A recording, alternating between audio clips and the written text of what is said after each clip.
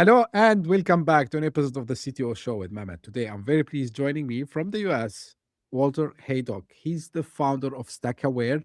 Walter is an expert in what he does. So, we're going to talk a lot about cybersecurity, governance, risk, compliance. And this is a topic which, in my opinion, day after day is becoming more important. And the reason for that is, as everyone is aware, AI is everywhere. And recent days, we started to hear also about security flaws caused by AIs, attacks caused by artificial intelligence, and this is what will be the main discussion for us today: how to protect and how to be compliant. Without further ado, Walter, thank you very much for joining me. The way I love to do it with my guests is, I ask them traditional question, kind of an intro, like your background journey and what you're currently up to, and then we're gonna start our discussion right away. So the floor is yours. Great. Well, thank you, Mehmet. Thank you for having me on the show. Really appreciate it.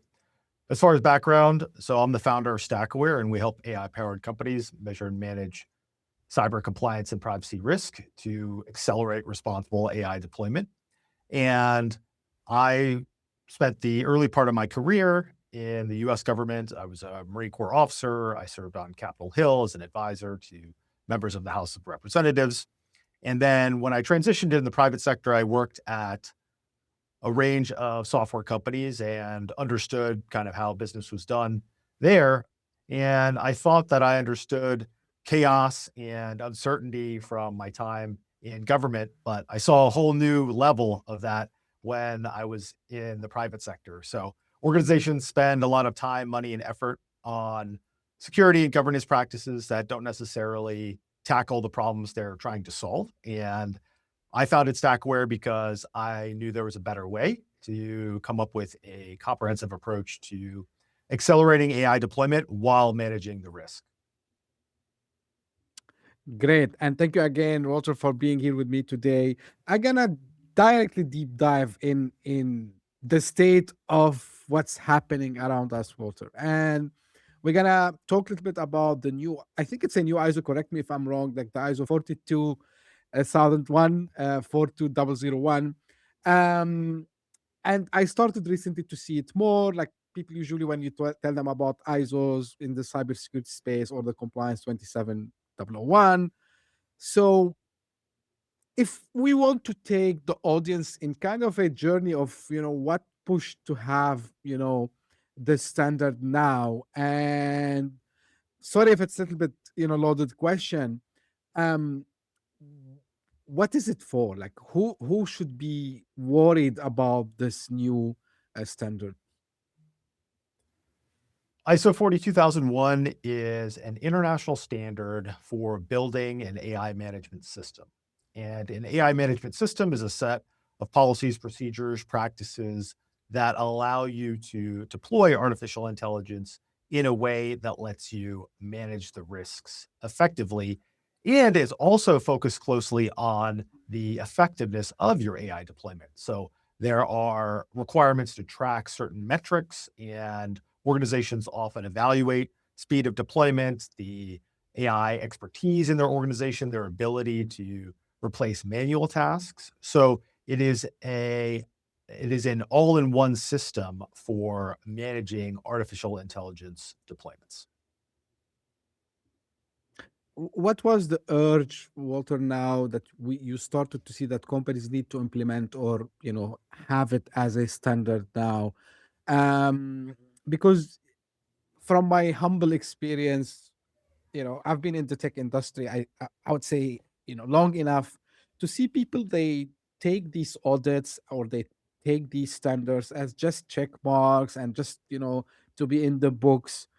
Um, but in reality, why really, there is an urge for people to take, these audits and these governance and risk assessment seriously, especially with what's happening around us in the world of AI and AI deployment?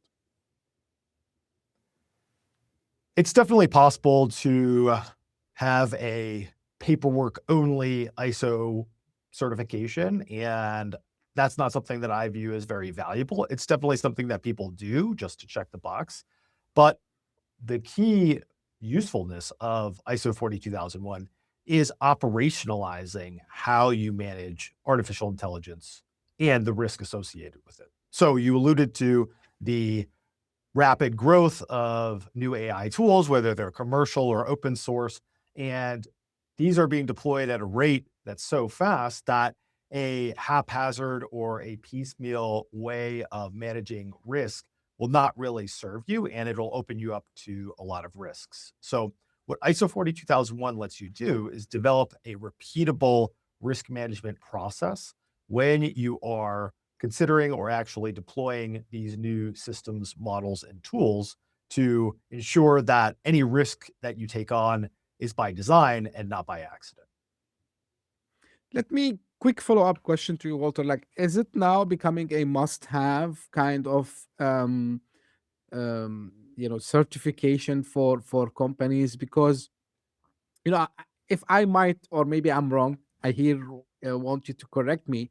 So in the world of SaaS, for example, and we know like they have to be SOC or SOC 2 compliant, and they need to have like some standards within this wave of new tools that you just mentioned. And everyone now, we are recording at the beginning of Feb, probably this will be aired by the end of Feb, even not if not more before.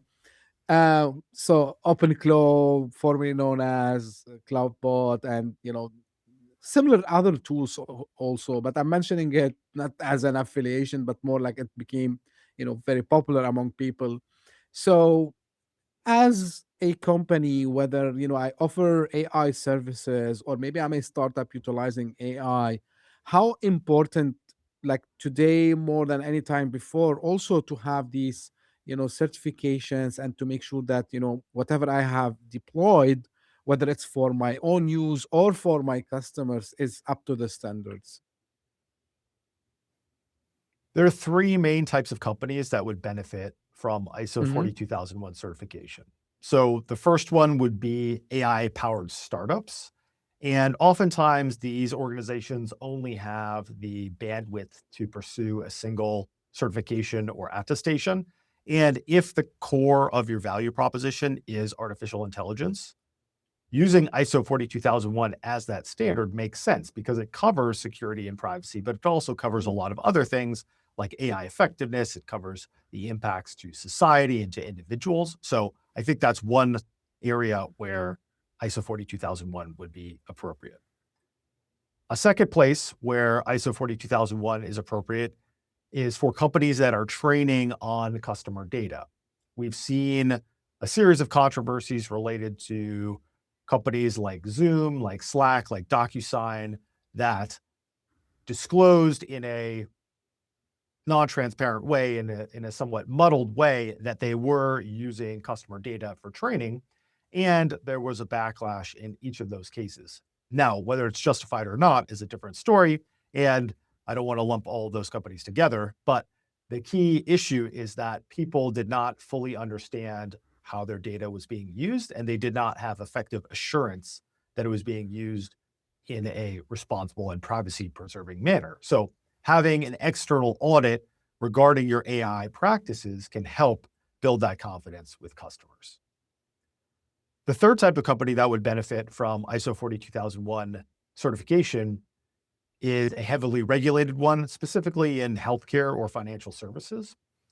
At least in the United States, interestingly enough, there's already a law on the book in Colorado that specifically calls out ISO 42001 compliance as giving you safe harbor under certain circumstances if there's some sort of regulatory action against your company.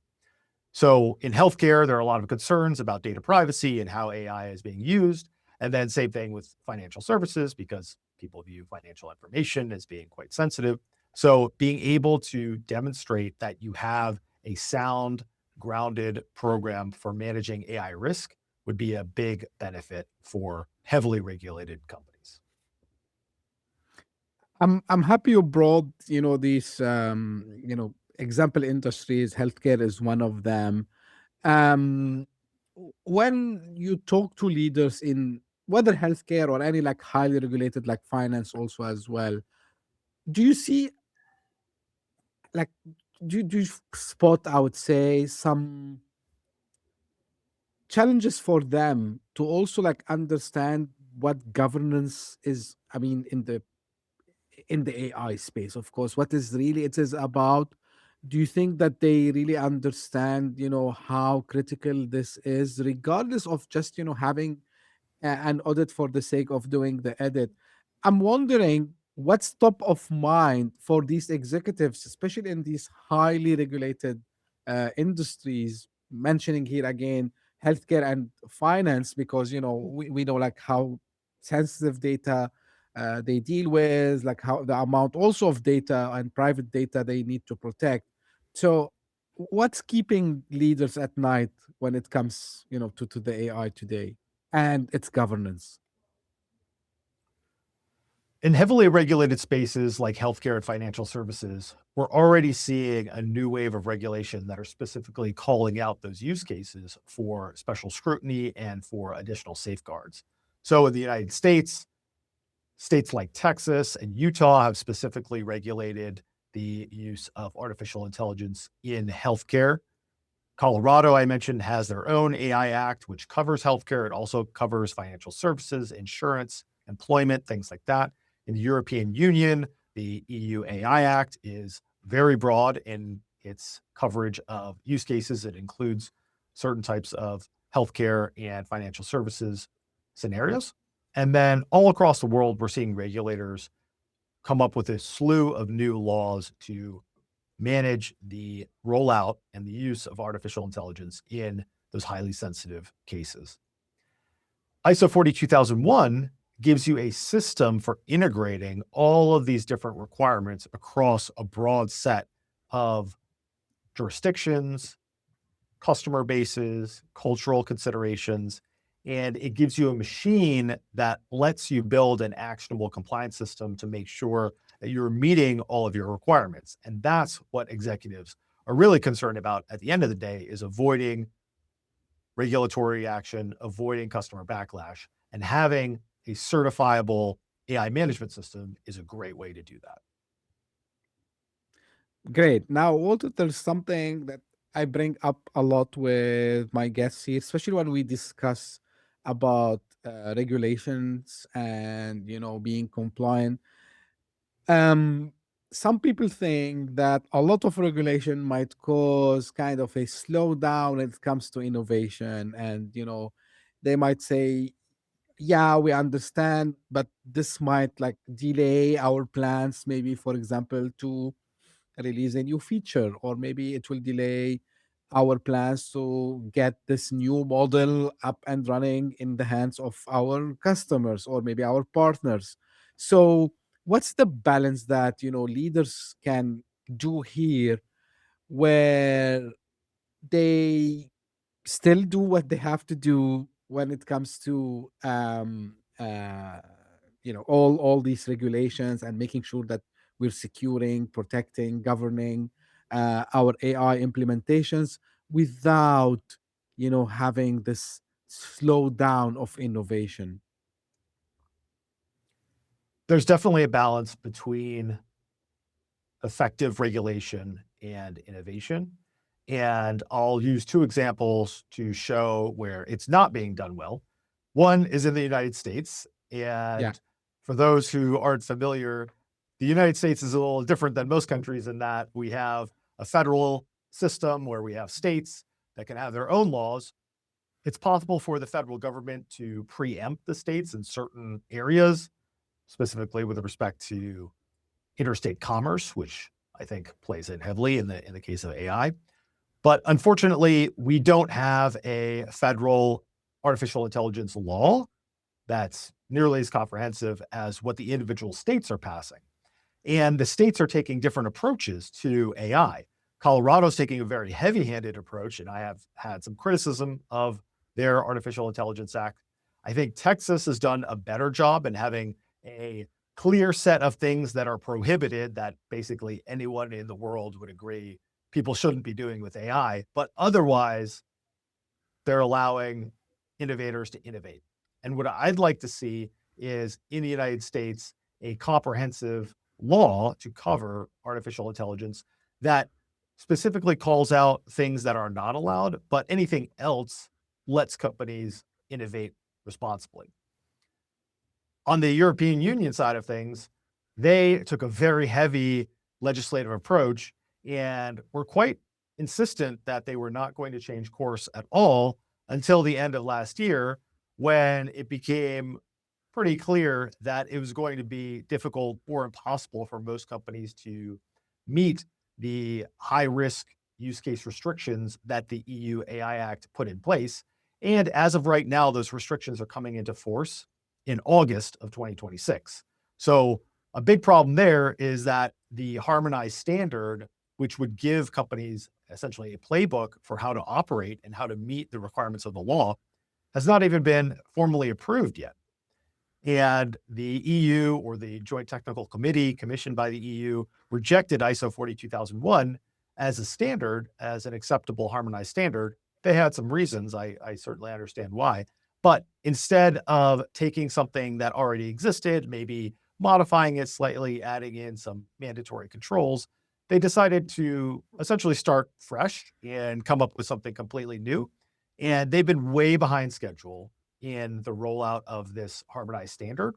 And now they're going to need to either roll back the law or just let it come into force and have a lot of ambiguity and a lot of chaos in companies. So I think the United States and Europe are both doing it wrong in their own ways. And I'd love to see a clearer, lighter touch set of regulation to allow innovation to flourish while at the same time managing the unacceptable risks that I think everyone agrees are there.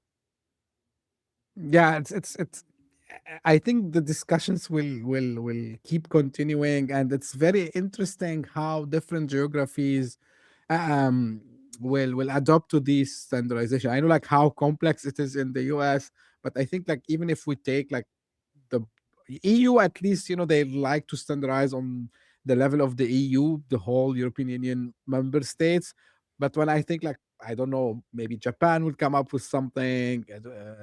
Here in the Middle East, probably United Arab Emirates, they will have something because we've seen like these I would say divergence in regulations. So of course there will be like a basic uh, a base, let me call it this way, that they would take it as reference and then try to customize based on it, especially in areas where here like everyone is pushing very hard for innovation. And like the first thing that comes to mind when we try to think about okay how we can regulate something, people would push back, oh, like you're slowing us on innovation. I'm talking here about this region, this part of the world. I'm not sure like how this will affect other regions, but it's eye opening topic, I would say, especially to see how this will converge later to some standard similar to what we have done with the ISO 27001 and like other standards, like at least we were all agreeing on. Now, if I want to look in practical terms on the threat models of the AI with you, Walter, and when I was doing my research, I've seen like you talk a lot about the supply chain risks within, the AI itself. So where is that exactly? Is it in the data that is used to train the LLM models? Is it the way of development? Um, where exactly, or let me ask you this way, where is the biggest risk within this AI supply chain? Like, if we want to dissect it from training data all the way to deployment.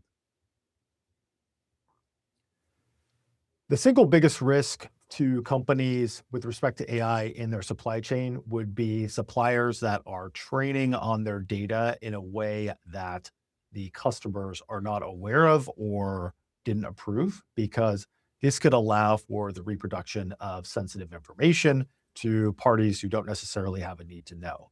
Now, that doesn't mean that all training on customer data is necessarily wrong, and it's key to be transparent about what you're doing. And frankly, there's no artificial intelligence unless you have training data. So having a firm no training on our data policy from a customer perspective basically says that you're going to not use AI, or you're not going to contribute to the improving effectiveness of AI. So What I would recommend is having a risk-based approach to what data you allow suppliers to train on. So in the case of physical machinery, the performance data of a piece of automotive equipment is not really that sensitive. So, how many revolutions per minute a wheel is making isn't something that is really going to cause any damage if it's trained on, and it'll make the product more effective.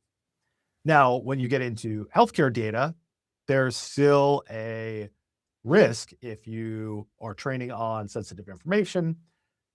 It's possible that you could reproduce patient data to parties that don't necessarily have a need to know, but there are safeguards you can take. For example, you can pseudonymize the data that is being trained on. That means, for example, instead of saying this is Walter Haydock's X-ray, you say this is person 1, 2, 3, 4, 5, 6.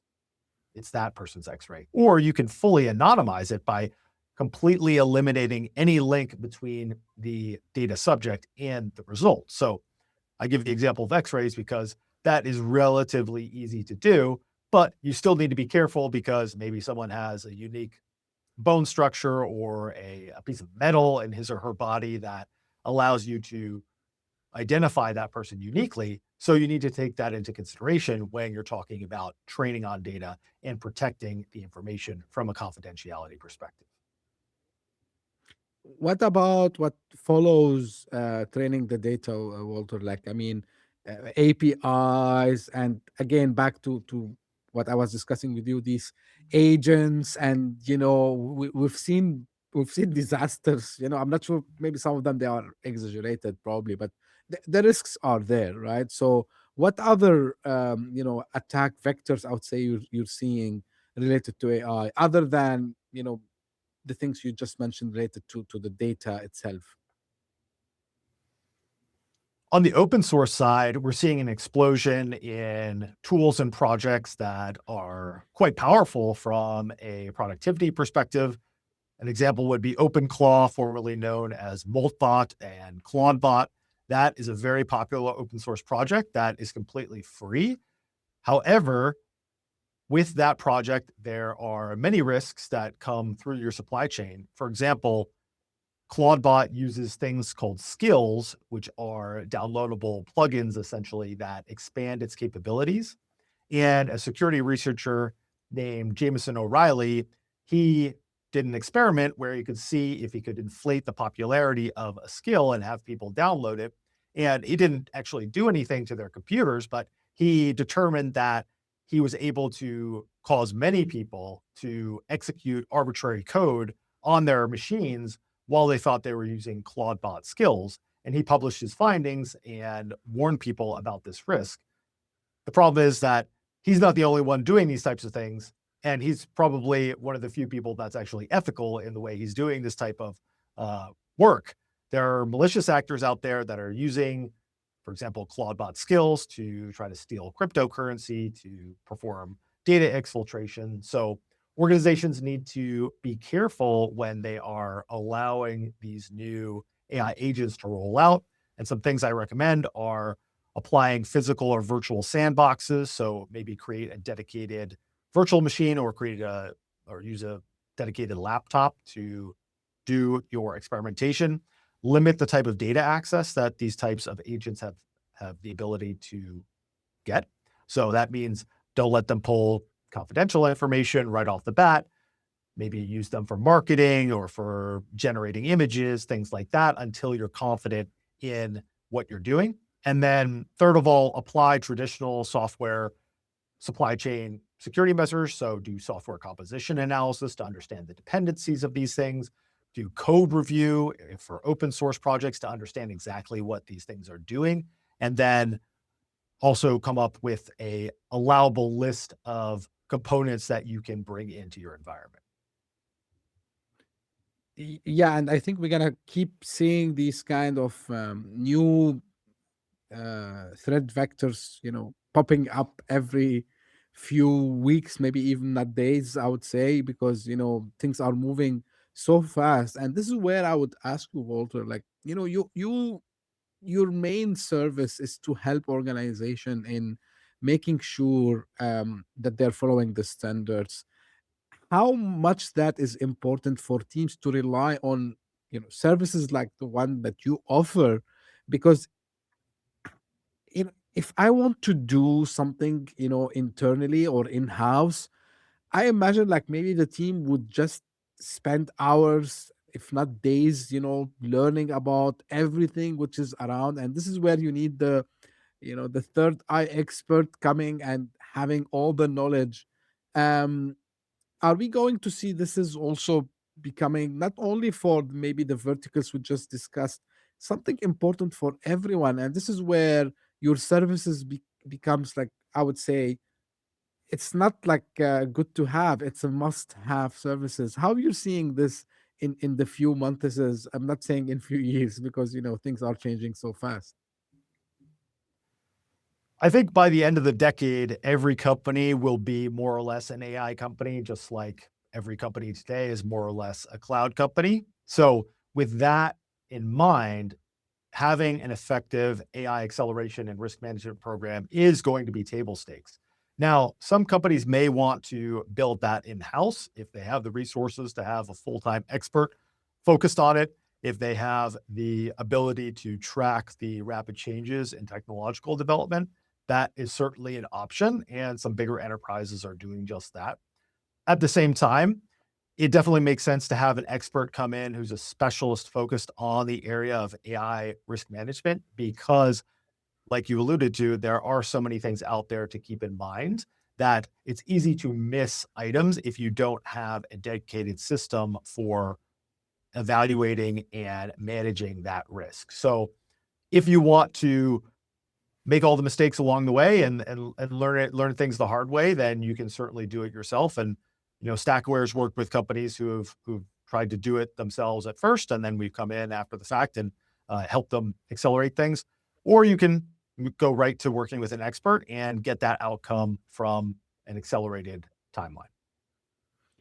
One point also which I'm expecting to pick up more. I'm not sure if if you are seeing it already, Walter, at least in the US.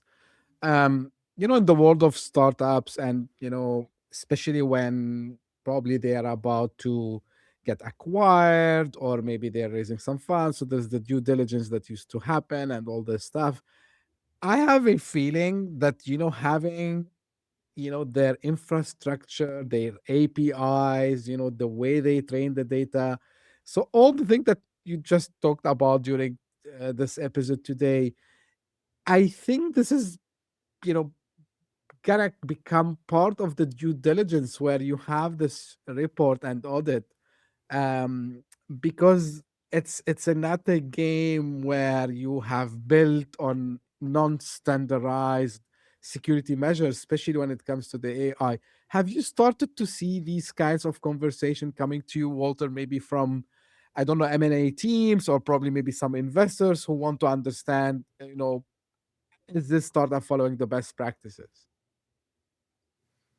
We're definitely seeing a lot of outreach related to investor due diligence at StackAware. That's because companies where AI is central to their value proposition need to be able to communicate externally to stakeholders like investors, boards, customers that they are deploying AI in a responsible manner and also in a way that is globally recognized. And that's what ISO 42001 certification gets you.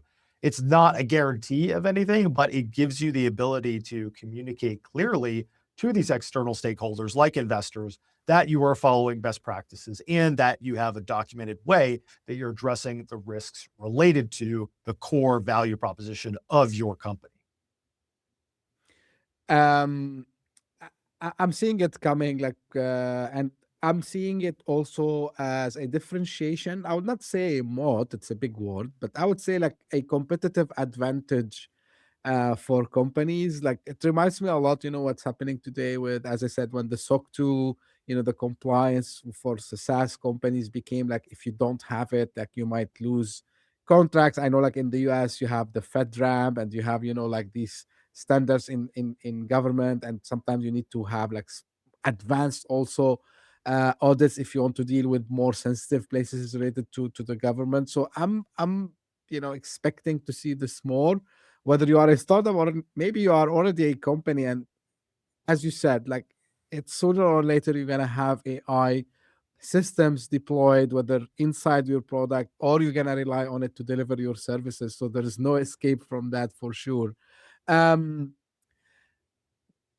Now, if we want to, I don't know, like I'm not big fan of asking these questions, but because things are changing really fast, would you be surprised to start to see like also some vectors that maybe we never thought about before because the AI is becoming so powerful that it can start to,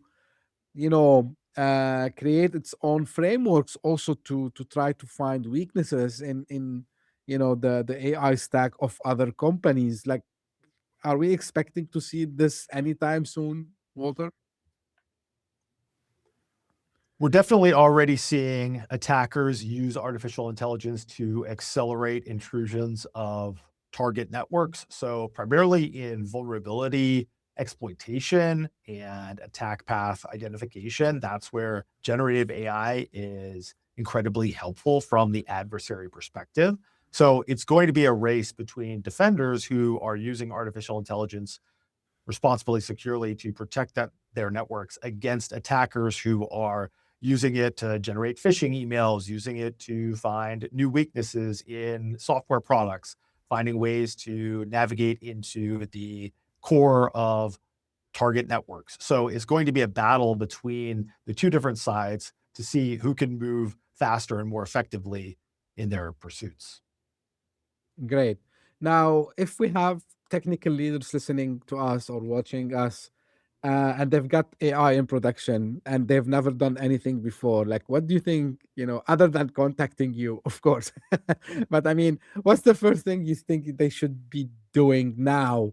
Like before even getting any expert to the house? A key first step in managing your AI risk is doing an effective inventory of all the systems and models that you have in use. And this is easier said than done. Oftentimes, companies will track this in spreadsheets, which become outdated very quickly. So, having an automated and accurate way to track everything that's in use is really critical because that lets you do the next step, which is doing a risk assessment of all the systems that are in use. And after you do your inventory and your assessment, you may determine that some of the systems are not within your risk appetite for the company. So maybe they're training on sensitive data. Maybe the outputs are not reliable. Maybe you could be breaching some regulatory obligation if you're using a system in a certain way. So the risk assessment will help you find that out. Then once you're done with the risk assessment, you can go into control design.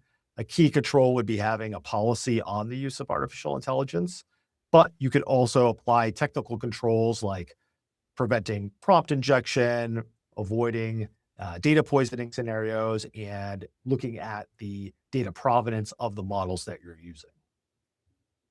Yeah, at least a start. This is what I wanted to hear from you, Walter. Like, as we are almost coming to an end, I gotta ask you something not related to the standards and all this, but like maybe a little bit about your journey and as someone who founded a company and you're doing this for quite some time now.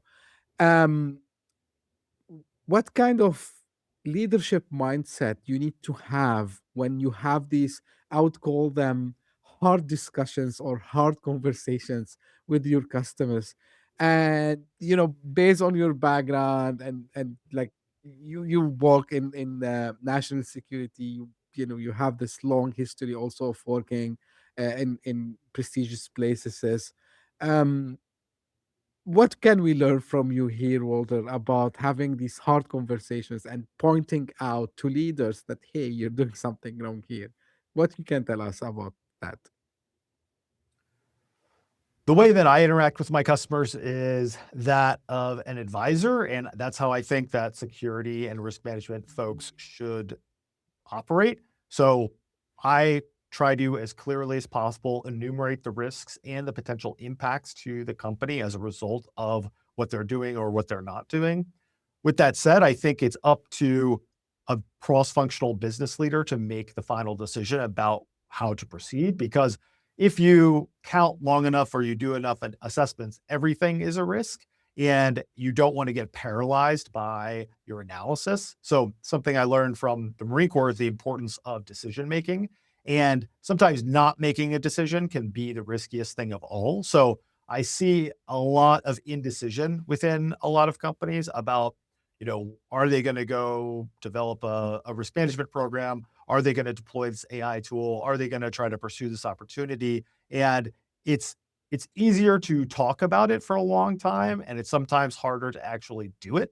And I would say make sure that you're 70% certain that it's the right decision, and then document your rationale and then move forward.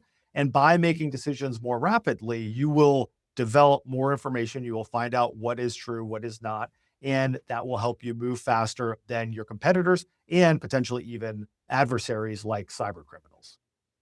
Yeah, and I think the 70% rule is proved like even by academic people who did the studies. Because if you wait till you have like all the information, you're gonna wait forever because you will never have like full information. Specifically when we are talking here about a technology that is changing fast, so yeah, otherwise we're gonna wait forever. Which is a great advice, also Walter here, and I liked also you know pointing out that there should be someone who takes like I would say ownership of this and take responsibility of all the liaison and like the communications and making sure that everyone on the same page. Who would that be usually, Water? Is it like the CISO? Is it like maybe chief AI officer? Because we are seeing these titles nowadays. Usually who you are seeing like the person taking these responsibilities or these duties. I think there are two things here. So, the risk owner for a system, AI or otherwise, should be the reward owner. So that means somebody who is a business leader who gets a bonus, who gets compensated if a certain product hits a revenue target. That person should be making the decisions with respect to risk. And if something goes wrong, then that person should feel the consequences of that risk materializing. But conversely, if that person hits the goals and does it in a secure and responsible manner, that person should reap the rewards. Those types of people are the ones who should be making the final risk decisions. With that said, there should be a full team that's supporting them from an advisory capacity when they're making those decisions. In organizations that I work with, about 80% of the leads for AI risk management are the chief information security officer or the security team.